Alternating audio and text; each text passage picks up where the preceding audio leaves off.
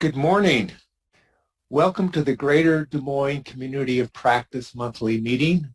I'm one of the co-leaders, Larry Cormichael, and I will be doing the presentation this morning. Our community of practice here in central Iowa, we are set up so that we can connect with the owners, architects, and contractors. We want to share our lean journey, and especially we want to learn about industry trends and best practices. This is our second month where we have now established a community of practice leadership email address as noted, and I will share this email address with you at the end of the presentation. So I have several announcements this morning to get started. The Lean in Design Forum is coming up in just a couple of months, May 19 and 20. It will be virtual as it was in 2020. So save the date and check out the link noted, leanconstruction.org, Design Forum 21, and learn how to use lean skills on the design side. And the other event that's coming up is the 23rd Annual LCI Congress, currently planned to be live in Phoenix, Arizona, and it will be held October 19th through the 22nd. And there they have a custom web link of lcicongress.org 2021. LCI has been able to obtain some financial support for our community of practices from Bosch, and there are some contacts listed there since they are financially supporting our community of practices at the international level. I like to mention them as one of the newest sponsors for our communities of practice. Conditions of satisfaction for this presentation. This is copyrighted by the Lean Construction Institute. Slides or materials may not be used or copied in any other way than this presentation. I am allowed to share with you a PDF version of the slides at the noted email address, and I'll share this again at the end. If you would drop us a note, I'll respond with a single PDF file so you can review today's content. So let's get started with today's topics here. This is part of the LCI Lean Learning Series. It is set up for a live meeting, which I hope we can return to here by mid-year. And we're going to use the chat feature to share with the time that we have. I think we need to keep it short and to the point. And with this many attendees, it would be tough to do a live conversation. I'm sure many of you have experienced that using Zoom or other virtual platforms. But I'm going to encourage you several times. I'm going to stop, ask you to respond to a question, and would really appreciate it if you get on the keyboard and share your responses to the question. So you'll have several opportunities to share where you're at in your lean journey based on the questions. So today's topic is the last planner system. The last planner system today is an introductory to it. There are courses offered by LCI certified instructors that take hours or even a full day. We're going to go through the 5 levels of connected conversations. We're going to learn about the benefits of the last planner system, some of the key concepts of the last planner system, a few definitions that build your lean vocabulary. We're going to talk about push planning, traditional for decades or a century in construction, versus pull planning methods, which is part of the last planner system. And we're going to have some examples along the way this morning too. So that's where we're headed in our hour this morning. If you need to document continuing education credits, you'll need to do that on your own by self-reporting, possibly for AIA or AGCCM Lean. So if you need the continuation credits, you need to keep your own separate records. We don't have the ability to issue certificates of attendance. So let's get started. So some of you this morning may say, well, I really don't know what the last planner system is, and you're down here in the lower left corner and you're the unaware, and you'd like to learn the introductory ideas, terms, concepts. Some of you may have, all right, I've tried the last planner system, I'm aware of it, but I need to learn more about it. And I'm going to share at the end the opportunities, the courses that are already out there for you to attend, go from unaware to aware and from awareness to understanding.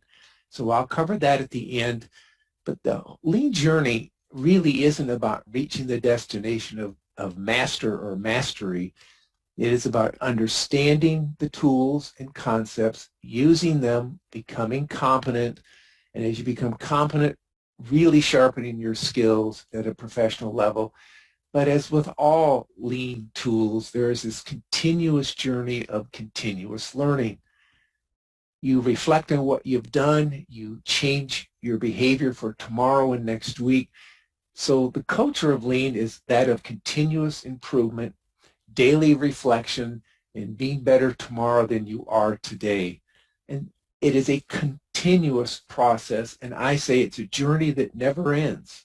You're always learning how to be more efficient and use the tools more correctly.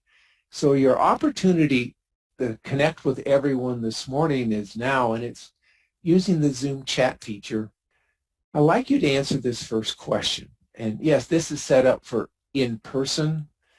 So what are your dissatisfactions with the way projects are currently planned?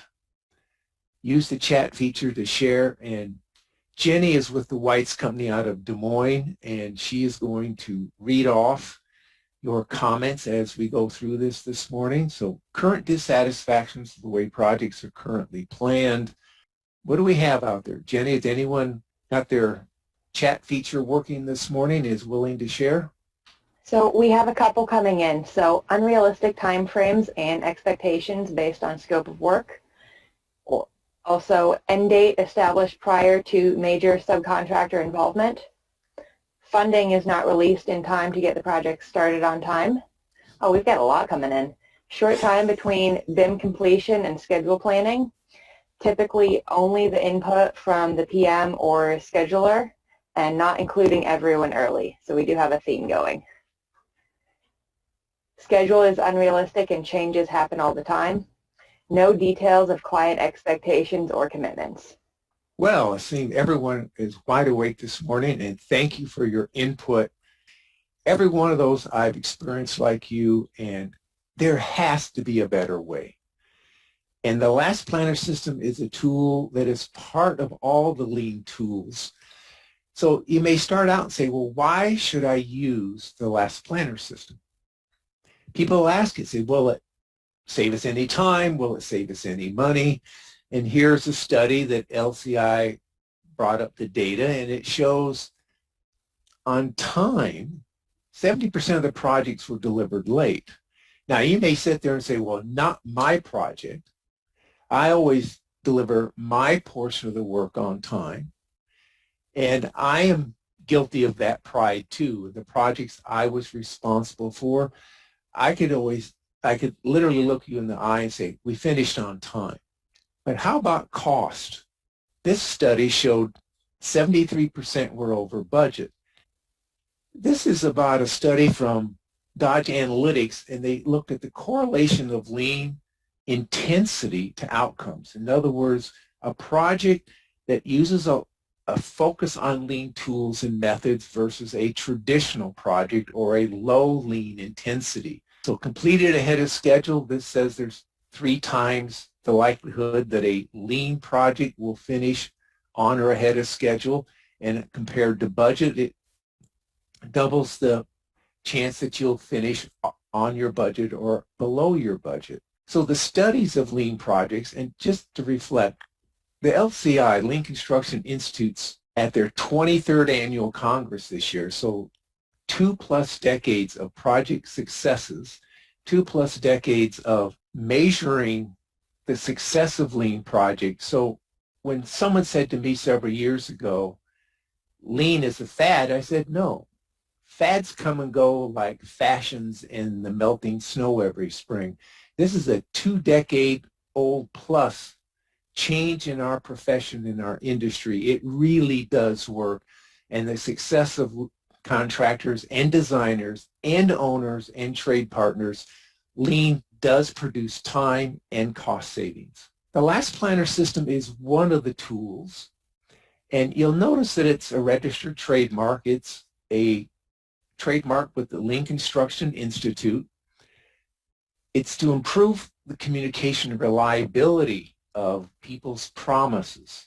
The culture in Lean is, I promise to do some work in this area at this time, and you can count on it. So it's a promises made, promises kept. So communication is a very large part of the last planner system. And there's this back and forth.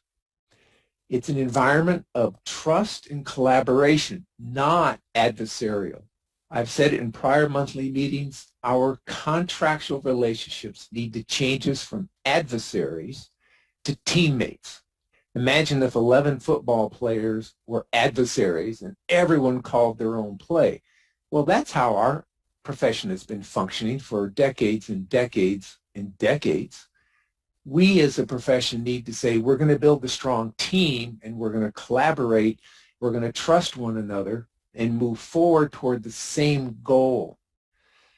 And one of the frustrations I heard a couple of minutes ago was early stakeholder engagement. And your frustration is you're brought in too late to add value. You're brought in too late as a trade partner. You're brought in too late as the construction manager or the general contractor, and the opportunities to provide value are gone. Yeah, that's a huge frustration. There is a better way.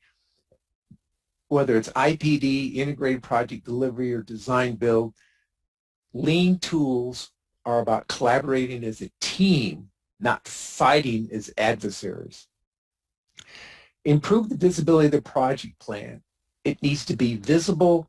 The last planner system uses visual charts or boards on the wall. There are now virtual planning tools, and that sponsor I mentioned earlier with Bosch is in the virtual electronic planning tools, and they're visual. You want team buy-in with the last planner system. People need to look at each other and say, here's my promise, and if you do your work, I'll do mine. So they trust one another, and since everyone authors and everyone owns their promise, that creates the buy-in. In other words, it isn't a schedule being pushed down someone's figurative throat. It is the actual last planner individuals that run the work day to day and hour to hour, that make a promise, they buy into the plan, and they keep the promise.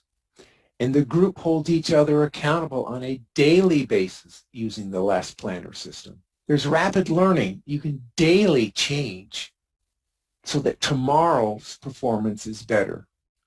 You use several other Lean tools, and you find out what went well, what didn't, and you measure it.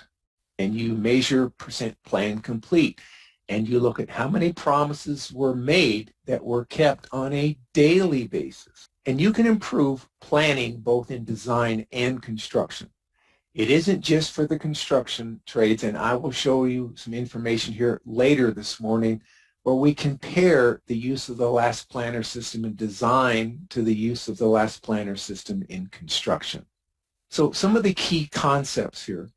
Traditional planning systems are unable to produce predictable workflow.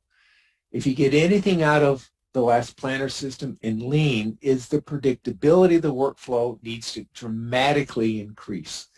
We need to trust one another that a promise that someone makes is kept and it's reliable. The focus is on workflow.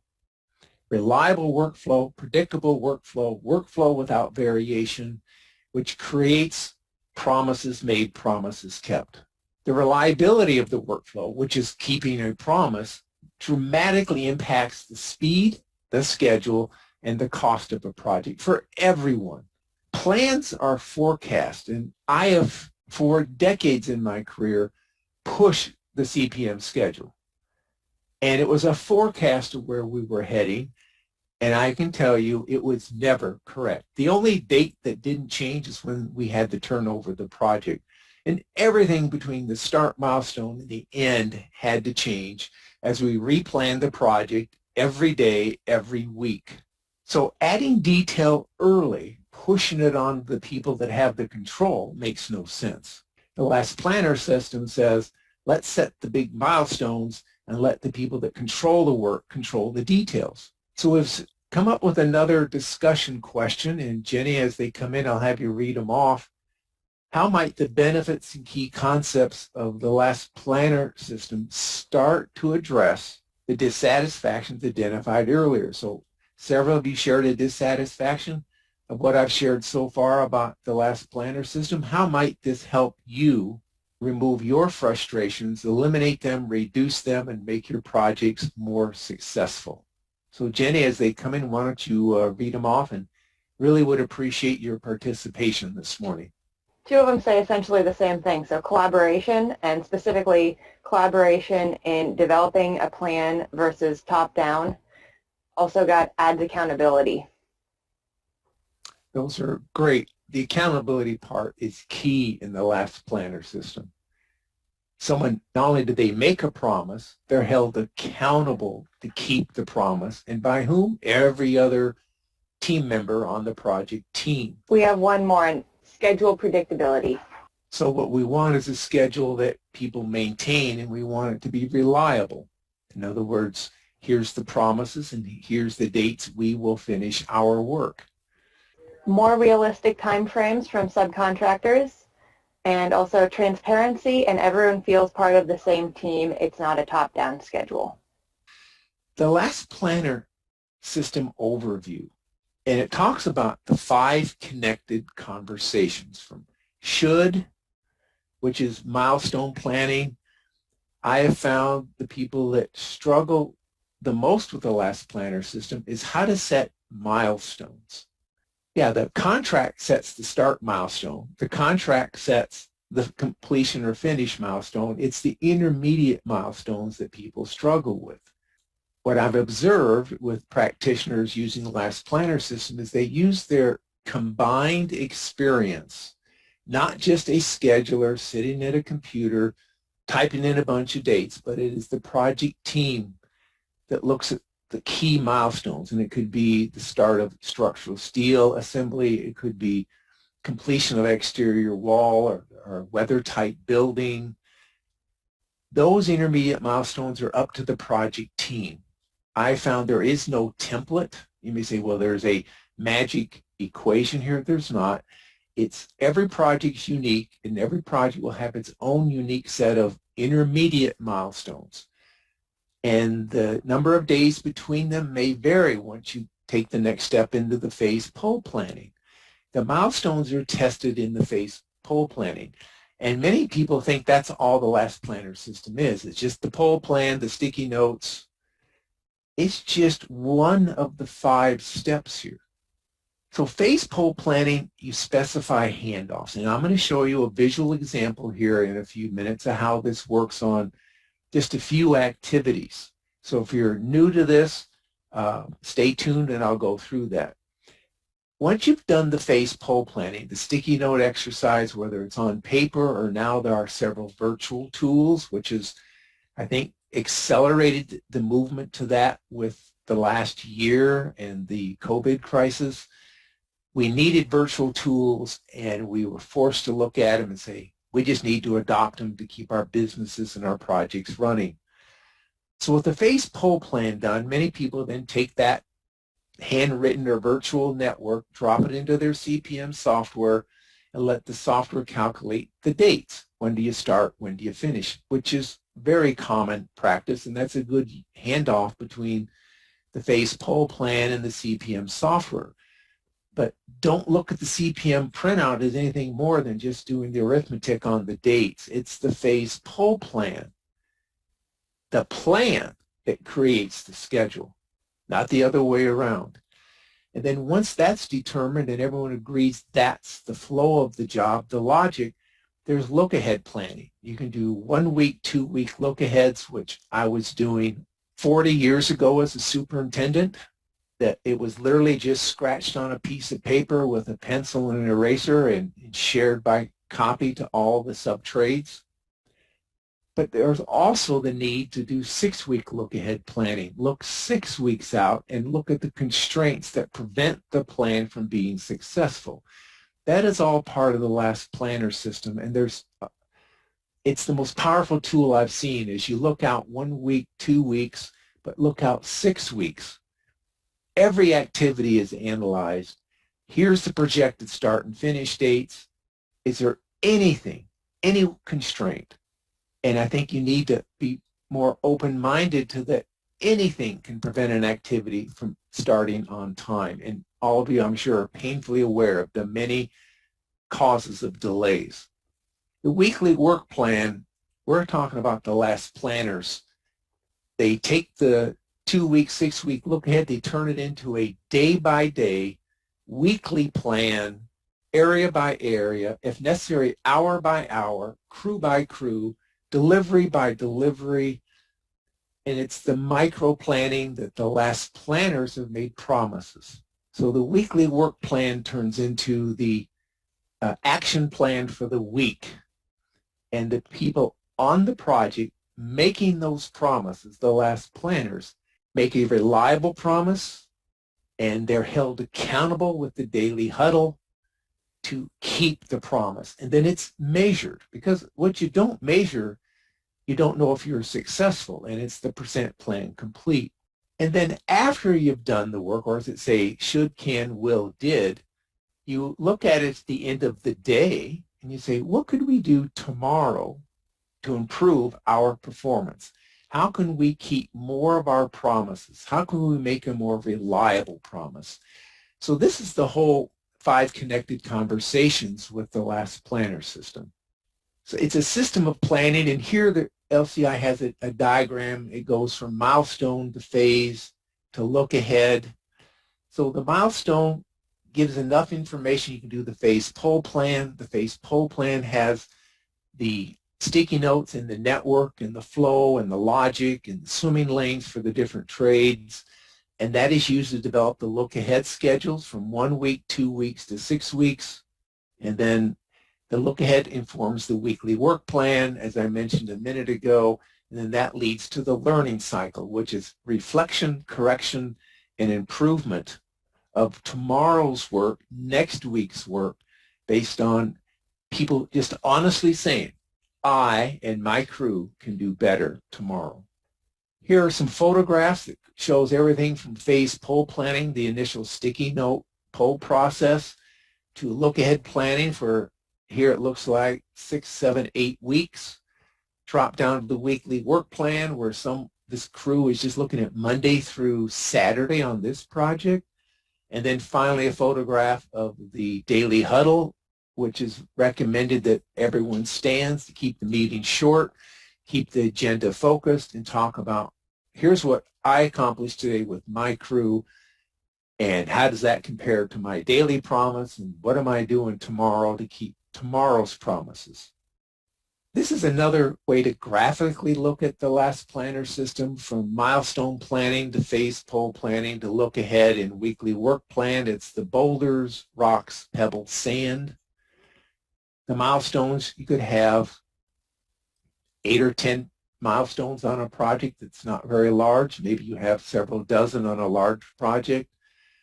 The phase pull planning is still the rocks. It doesn't have that level of detail yet. It may say this activity is 5 days. Well, the look ahead planning is going to break that into more activities. And finally, the weekly work plan are the granules of sand, the literally hour by hour, crew by crew, area by area plans. So who is the last planner? Who are the last planners? The people closest to the work with the authority to make the decision creates the schedule. I was talking to a superintendent that I know from a couple of decades ago, and this was in the last 5 years, and he is in the Chicago market doing high-rise concrete frames. And I said, what success have you had with the last planner system? He said, the authority, he said, sometimes I just need to make sure the boss comes in, the person that signs the paychecks has the authority to hire and fire that can make the promise. Is that sometimes the crews are hesitant to make the promise, and I need someone with the subtrade there that will make a promise that the crew will be held accountable to keep. Now, that's an interesting perspective, and he said, That's just the way I found it works. I need someone that has authority to make the promise. And without the authority to make the promise, he says, it's all just a waste of time and it's just a lot of talk with no action.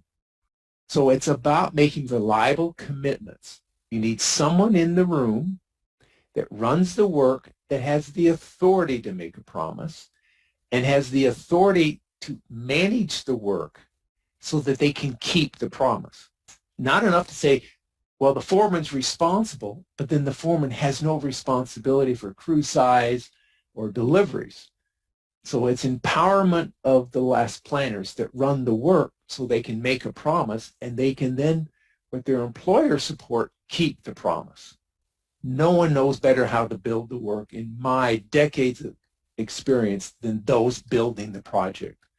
It's one of my moments of greatest humility when I realized with my college education as a newly appointed superintendent, I was overwhelmed with everything I didn't know about crew planning and workflow, and I finally just realized I need to empower them and ask them for help. How could we run this more efficiently? Because as foremen, they were held accountable for cost and schedule. Let's look at push versus pull. I'm guilty of number one in my early career. Here's my CPM schedule. I've printed it out. I know everything, which I didn't, as I found out. It's an order from a central authority. It just pushes a plan. And when a superintendent looked at me when I was a senior PM and said, well, that's not how I build the job, and I'll just won't pay any attention to it anyway, it was a wake-up call for me. So on a project, I invited him in to work on the initial CPM schedule. And he said, well, I've never been invited to have any input early. I said, you're going to run this project. You understand production rates. And it was a feeble attempt by me to try and engage the superintendent, but we didn't have the sub-trades involved, which was a mistake. Versus pull. It's a method of advancing the work when the next in line customer is ready to use it. You make a request. In other words, I will do my work when you have completed your work. And I'll show you a graphic example of that here in the next couple of minutes. So pull releases work when the system is ready to use it. So push versus pull. Pull is the only way. It's been used in manufacturing for decades and decades. Imagine them assembling a pickup truck in an assembly plant here in the United States, and I had the good fortune to go through a Ford assembly plant decades ago that were building Ford Rangers and Ford Explorers, and one new vehicle came off the assembly line every 45 seconds, 10 hours a day, 5 days a week, 2 shifts a day. These tires for that truck, based on that option choice, arrived at exactly the right second. And you're saying, well, that's manufacturing. Yeah, I agree it's manufacturing, but it's based on pull. I need the left rear tire, and this ticket on this pickup says it's an alloy wheel with this type of tire on it. We need to look at our construction processes the same way. We need this material just in time. And one of the lean concepts are material buffers, which we won't cover today. It's dangerous to run with zero. Manufacturing runs with small buffers, and I talked to a John Deere executive once that he was managing a factory for a lawn care product, and he said, we keep a 1 to 1.5 day backlog of all parts that come into the factory for assembly, and that is it. I said, how far away do your parts come from? Oh, Japan and Asia and Europe. And I said, but show me your backlog. He walks me back there and says, there, that's my backlog. I have a day's worth of parts, and that is it. We don't have the room to store them. I said, but it's coming across the ocean in a sea container. He says, we know when they'll be here. We know when they'll hit the east or west coast. We know when they're on the rails. And when that sea container ends up here and it's backed up. So pull can work for delivery of material and bringing in the right sub-trades at the right time. So what you want to create is workflow. So we start on the right-hand side and say, here's our milestone, and we pull backwards. You make a promise, at the same time you make a request. I will do my work when you have done your preceding work for me. So it looks like this. I promise I will do this, and my request is the three of you need to be done. And those three trades say, well, I will do my work if the preceding two trades are done. And those two trades say, well, I will do my work when these preceding two trades are done. And those two trades say, well, I'll do my work when the one preceding trade is done. And it goes again, another promise with another request. I think that's a part that many people missed, is every promise has a request. I will keep my promise. My condition of satisfaction is that everyone doing their work ahead of me, because we agreed on this flow in the phase pull plan, that you'll keep your promise. I'll keep mine when you keep yours. That's where the accountability part comes in. So then you test it, working left to right. Does this workflow make sense? This is about the phase pull plan, the sticky notes, whether on paper or virtual.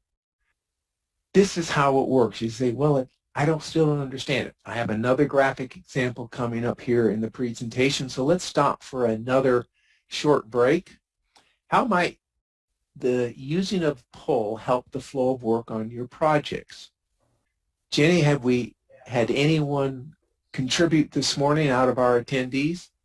We have one so far. So fewer surprises on what is needed to complete activities. Okay, we've got more coming in. Avoid surprises through understanding of work constraints. Identify delays early. Identify small things that must be there to start work. Any more comments? We've got several more. So identifying overlooked activities and constraints. Pull planning is super helpful for creating schedule. Allows for better planning of on-time deliveries. Successors can plan just-in-time deliveries. Identify clashes between scopes of work in the same area. And partners increase buy-in and pride in project by agreeing to the plan. Any more, Jenny?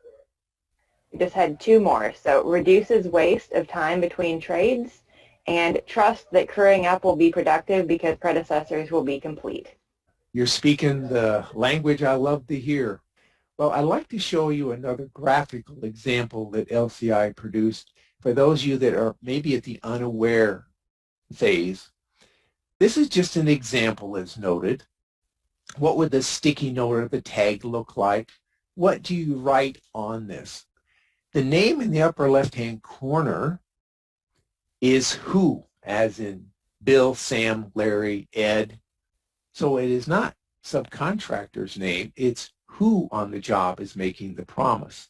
They promise the number of people or number of crews to do the work, which is resource focused. They promise how long the activity will take. 5 work days, 3 work days. Who makes the promise? What resources are promised? And that can include equipment and material, and how many days do they need to finish that task.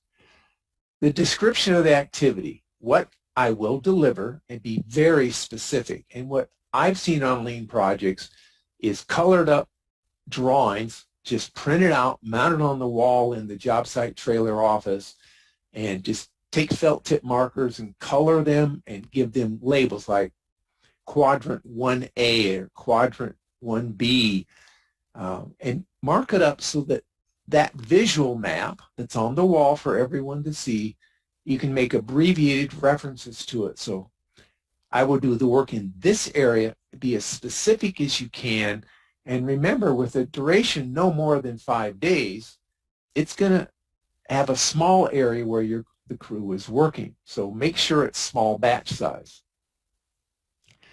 Where is what I mentioned a second ago.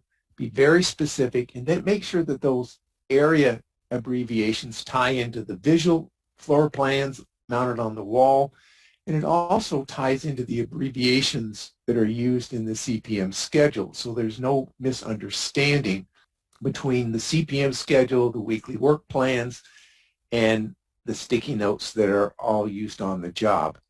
And the most important part, everyone that makes a promise makes a request and said, the trigger for me starting the work is The three of you with your three trades need to be finished. Until all three of you are done, I will not start. So it's a conditional promise which says, I will start with you meeting my request. Be very specific, and of course identify any constraints that you think at that day when you're doing the phase pull plan will prevent you from even making the promise, let alone keeping it. And since phase pull planning is the second step after milestone planning, probably every sticky note will have one or multiple constraints identified. As I mentioned, there's over a dozen types of constraints. Don't be alarmed when in your initial phase pull plan, every sticky note is just covered with constraints. And that's good. You're planning far enough in advance that you can identify them, chase them down, and get rid of them, because no one's going to keep a promise when there's any constraints on the promise. So let's go through another animated example. So we have a trade. Dave says, my crew of 3 will in 3 days, I'll make the promise to backfill the underground piping in zone 1. However, for me to even start that 3-day activity, I'm going to make a request of the preceding trade, and I need you to get your underground piping in zone 1. So Mike, with your crew of 4, says, fine, I'll bury the pipe in zone 1. I'll do it with my crew. I will do it with within 5 work days. But I'm going to make a request with my promise, and my request is that the vaults be backfilled. Sounds like a reasonable request to me. So they make that request with their promise. So promises are conditional based on a request to the preceding trade or trades. So with the vaults backfilled in zone 1, Dave says, fine, I'll do that in 3 days, but to backfill them, I need the vault installed in the ground. So that is the request that goes with the promise. So getting the vault set in zone 1, and that's back to Mike's crew. He says, well, I will set them if someone delivers them. And then this request goes off-site. And some may say it's in the procurement chain.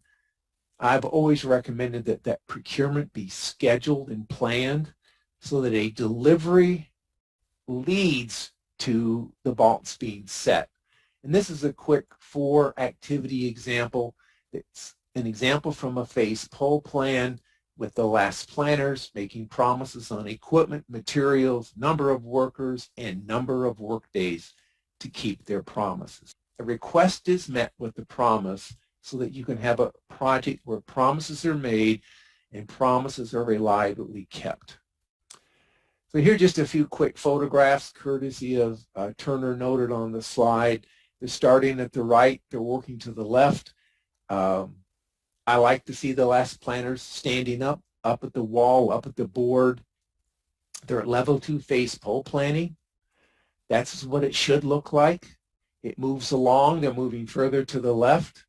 Looks like we've got someone disengaged on the far right. Maybe they've already got their sticky notes on the wall. I find that kind of amusing. And then they finally arrive to the left at the start milestone for that. And everyone is listening to the explanation. They're looking at the flow of the work.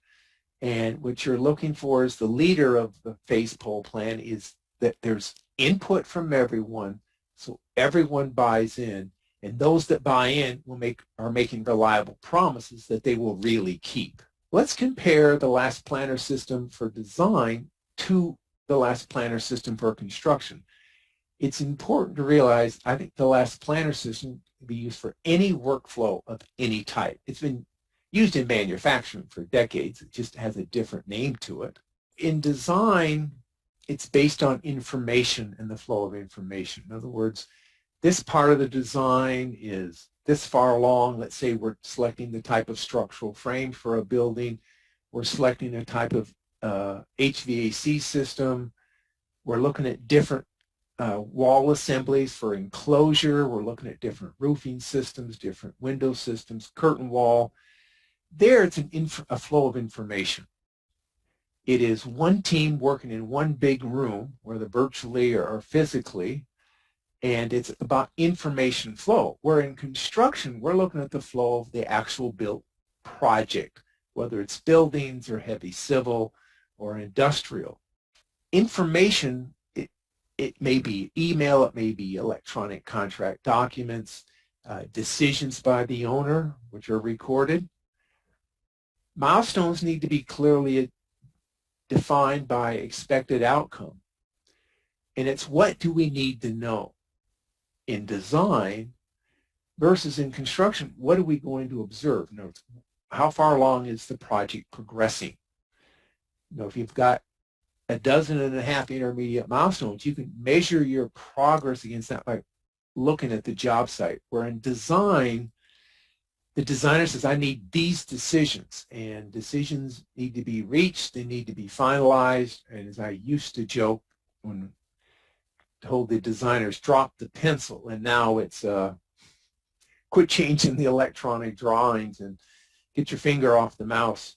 Decisions in design are decision points. The milestones document decision points. I've called them for decades the go, no-go decisions.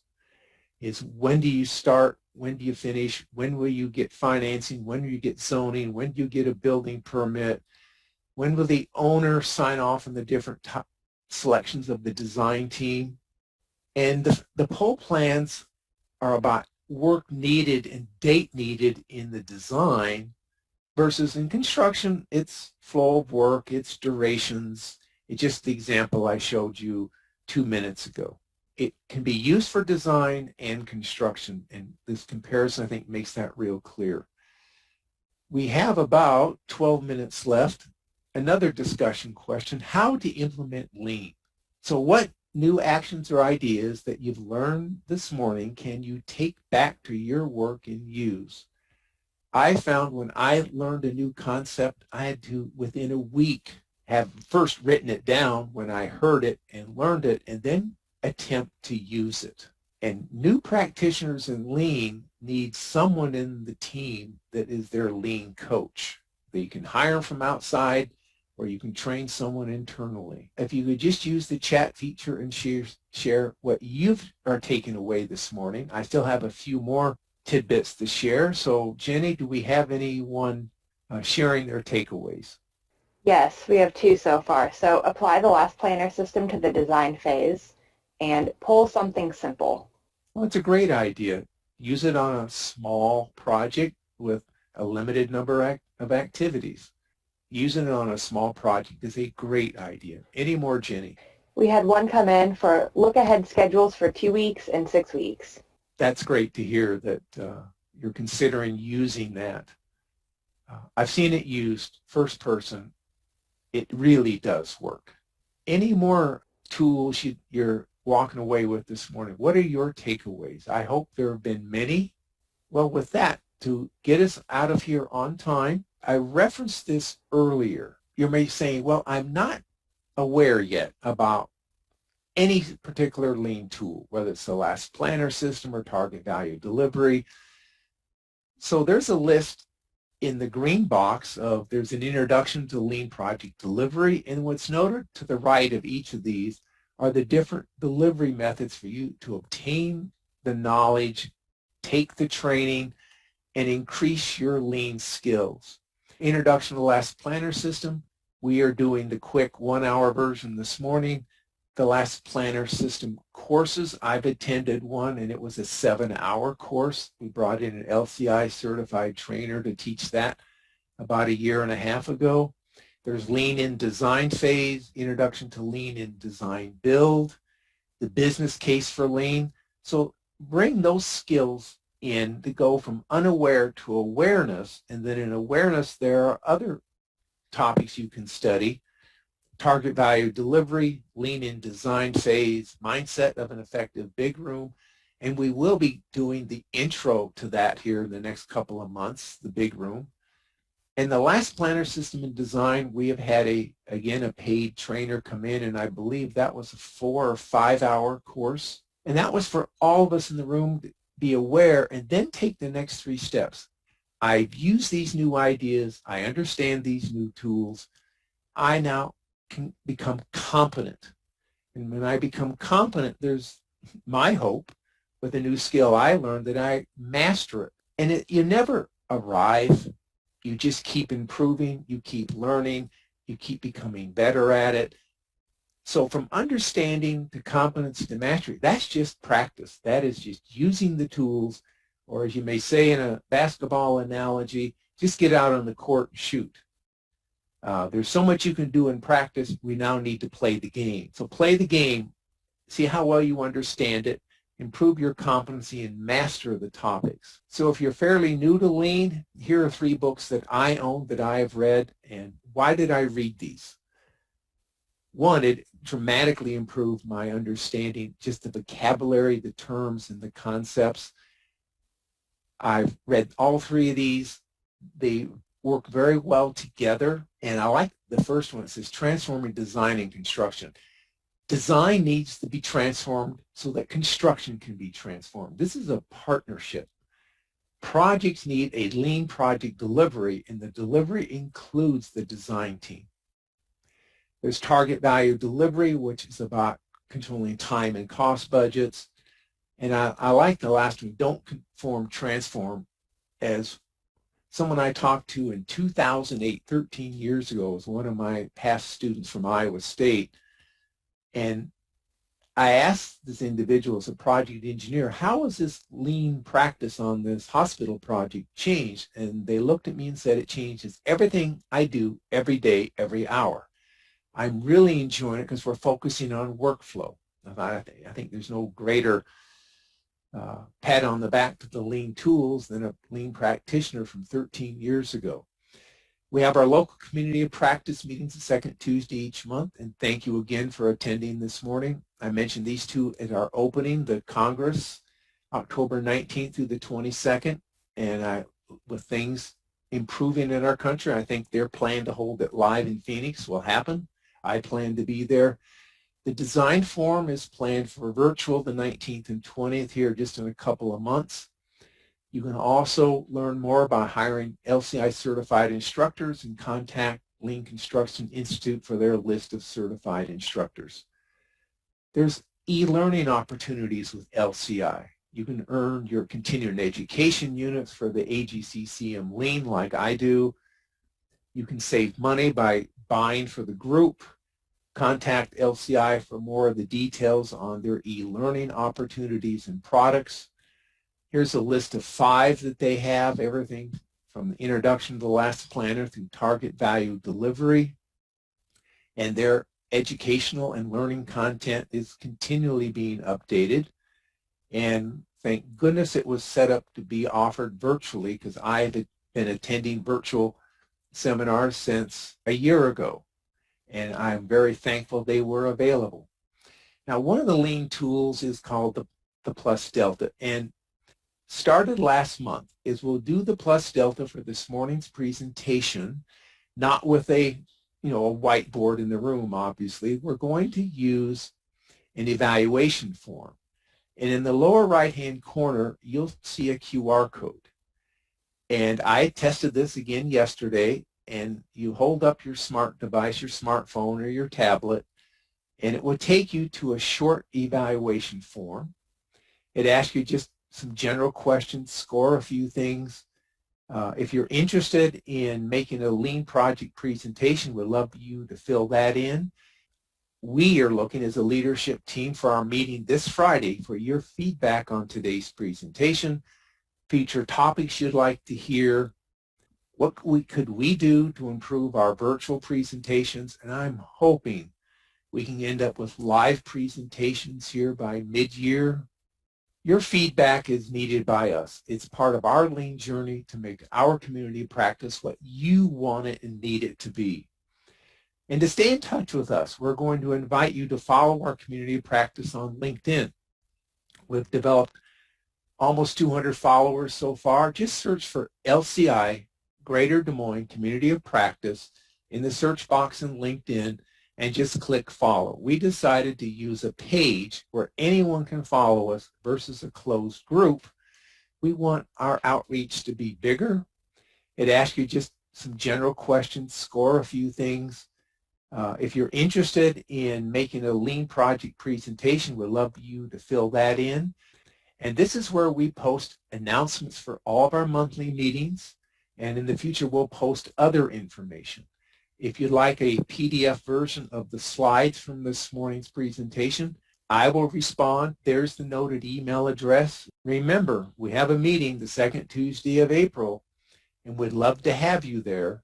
Watch your emails for our future meeting announcements.